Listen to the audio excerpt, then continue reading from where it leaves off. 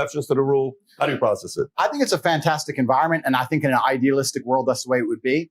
I think the reason it's not happening today is that I don't think many men actually benefit from marriages or relationships anymore. And people are always going to have to require some degree of incentive.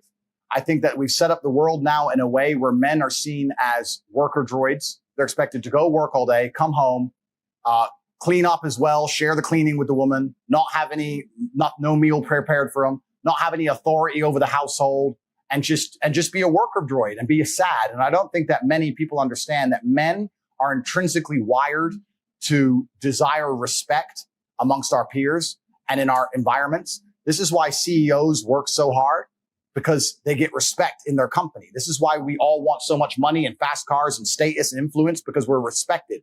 Men desire respect like we desire oxygen. And if a man's coming home to a household where he doesn't feel any respect, he's not going to want to be there for very long.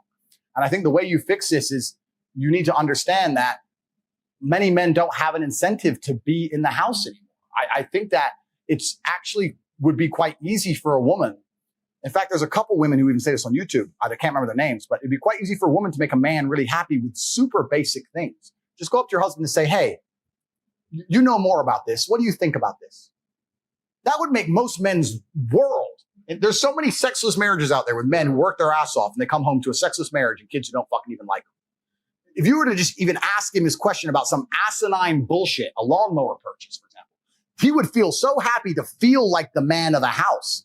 That's what men need. They need to feel like all this work I'm putting in, all this shit I'm going through, I'm respected for it.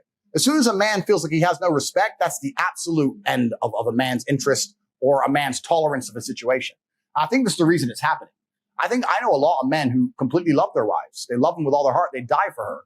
But he's just not respected in his house. He doesn't get to be the man of the house. Is it on him or is it on her? Like, does he need to go earn it, or is it on her to provide it? It's a combination of both. I think it's certainly on him to earn it, but also the matrix programming is counter to him.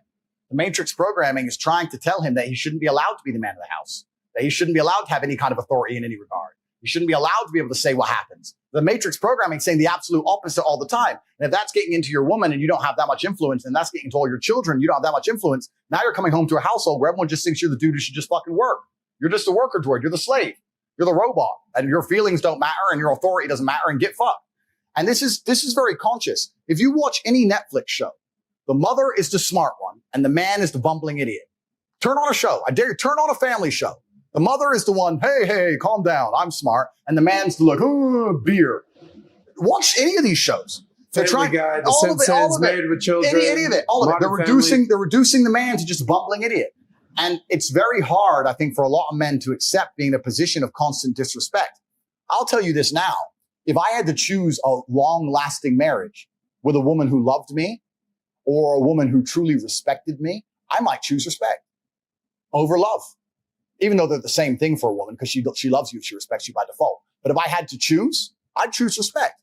I've been through too much and worked too hard and go through too much in day-to-day life to come home to my house and be having battles over asinine bullshit.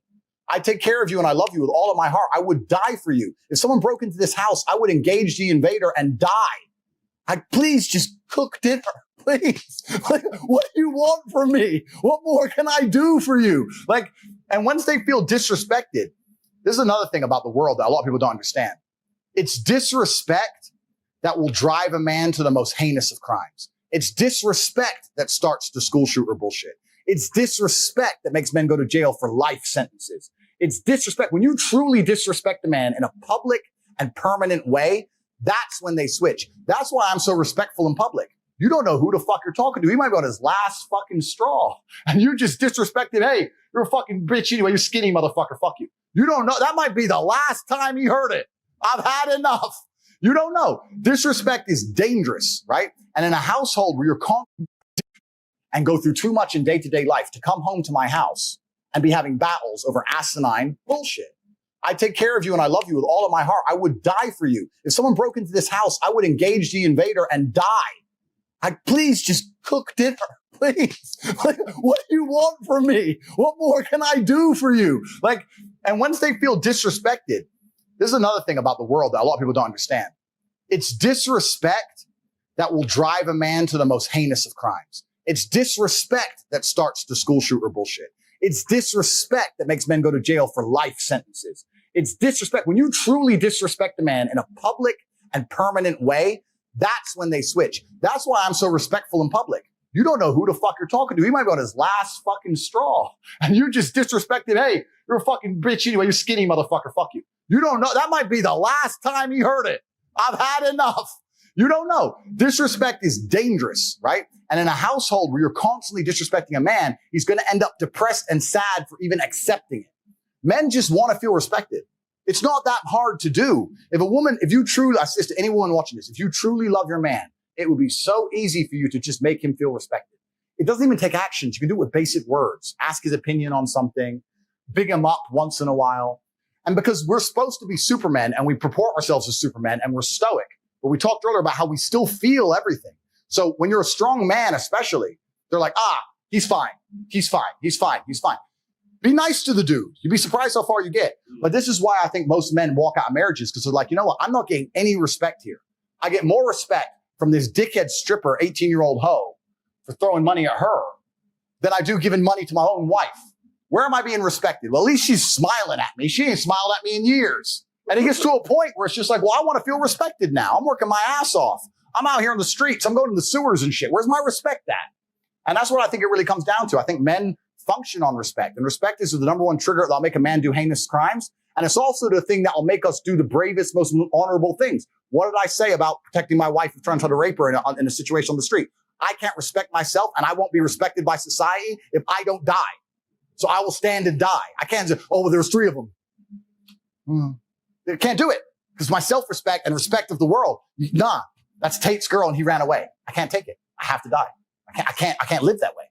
So it's like honor. It's like Hirokari, or what about the Japanese thing with the sword? You can't take the dishonor of losing. Absolutely. They commit suicide.